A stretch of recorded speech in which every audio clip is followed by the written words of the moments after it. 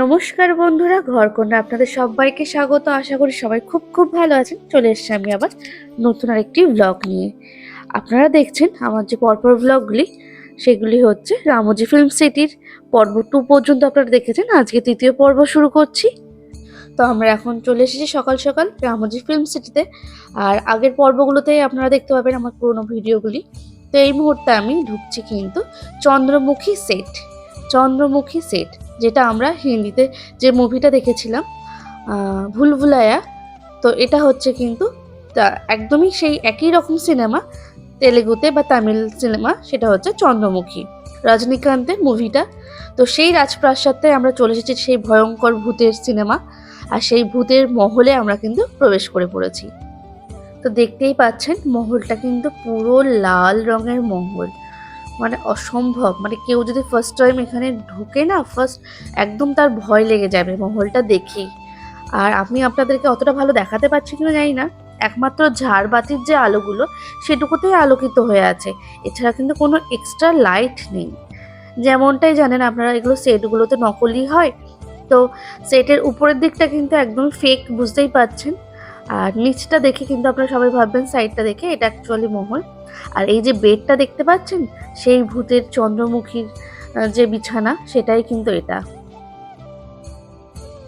চলুন তাহলে সেই চন্দ্রমুখীর মহল আর তার কিছু স্মৃতি আর তার আসবাবপত্র আপনাদেরকে একটু ঘুরিয়ে দেখায়।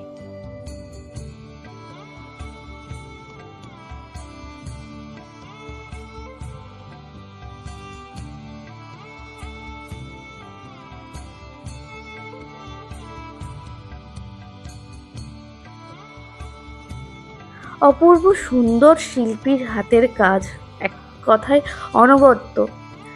একটা ফলস মহলকে বাস্তবে অবিকল একদম ন্যাচারাল মহলের আকার দিয়েছে। অপূর্ব সুন্দর। মহলটি কিন্তু ইট পাথর সিমেন্টের তৈরি নয়, একমাত্র প্লাইউড এবং কাঠের বানানো।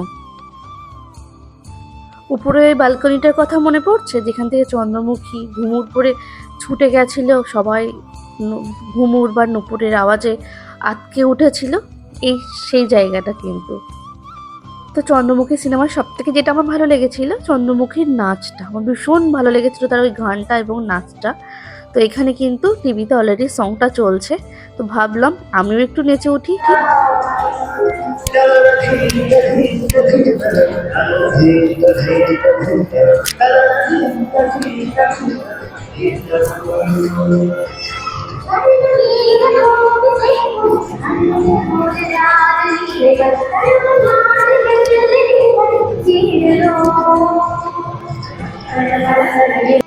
যেহেতু গানটা আমার ভীষণ পছন্দের, এই জন্য আমার পাটা নাচার জন্য কেঁপে উঠলো। তো তাই একটু আপনাদের সামনে ছোট্ট একটা প্রচেষ্টা আমার। এবার কিন্তু আপনাদের দেখাচ্ছি চন্দ্রমুখী মুভির যে আসবাবপত্রগুলো ব্যবহার করা হয়েছিল, কাঠের তৈরি চন্দ্রমুখীর সেই আসবাবপত্রগুলো, তার বাক্স, যেখানে তার গয়না জুয়েলারি, তারপরে তার পোশাক আশাক রাখা ছিল। এছাড়া আরও যেসব আসবাবপত্র আপনারা মুভিটাতে দেখতে পেয়েছেন, সেগুলো কিন্তু এখানে সুন্দরভাবে সংরক্ষণ করে রাখা আছে। আর এগুলোই সেই।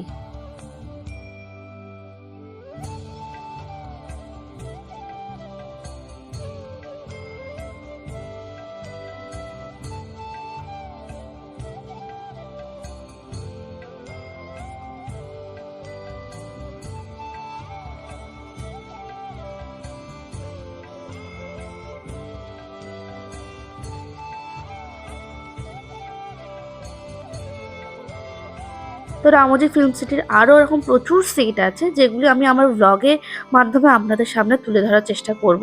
তো সেগুলো দেখতে হলে কিন্তু অবশ্যই আমার চোখ রাখতে হবে আমার চ্যানেল ঘরকন্যাতে। আমি এই মুহূর্তে রামোজি ফিল্ম সিটি ভ্রমণের পর্ব 3-এ আমি এই মহলটি সম্বন্ধে তুলে ধরছি। পরবর্তীতে আরও অনেক ভিডিও আপনারা দেখতে পাবেন আমার ব্লগে। মহলটার মধ্যে সবসময় কিন্তু মুভিটার বিভিন্ন আনুষ্ঠানিক জিনিসগুলো তুলে ধরা হচ্ছে, মুভিটাকে ডাইরেক্টলি দেখানো হচ্ছে, তার বিভিন্ন গানগুলোকে এখানে চালানো হচ্ছে। আর সবথেকে মহলটার আরেকটা জিনিস আমার খুব ভালো লেগেছে, চলুন আপনাদের সেখানটায় নিয়ে যাই। সেটা হচ্ছে সেই চন্দ্রমুখী যেখানে নাচ করতো তার সামনে যে নটরাজের মূর্তিটা ছিল, এই সেই নটরাজের মূর্তি বেশ বড় আর বেশ সুন্দর, এক কথায় অনবদ্য।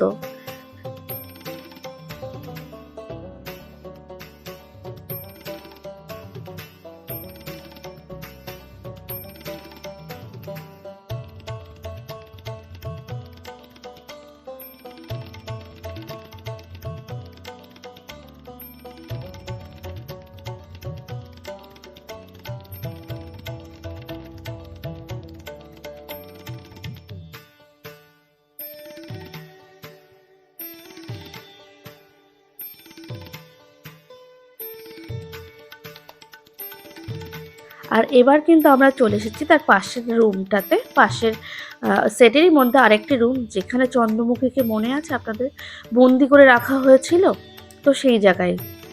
তো চন্দ্রমুখী সেট মোটামুটি আপনাদেরও ঘুরিয়ে দেখালাম। কেমন লাগছে আমার ব্লগগুলি অবশ্যই কমেন্ট করে জানাবেন। ভালো লাগলে অবশ্যই একটি লাইক দিয়ে দিন। আর যারা যারা এখনও সাবস্ক্রাইব করেননি অবশ্যই সাবস্ক্রাইব করুন আমার চ্যানেল ঘরকন্যা। শুধু আমার ইউটিউব চ্যানেলই নয়, আমার ফেসবুক পেজ ঘরকন্যাকে ফলো করতে কিন্তু একদম ভুলবেন না। সবাই সুস্থ থাকবেন, ভালো থাকবেন। ফিরে আসবো আমি আবারও রামোজি ফিল্ম সিটির বিভিন্ন ব্লগ নিয়ে।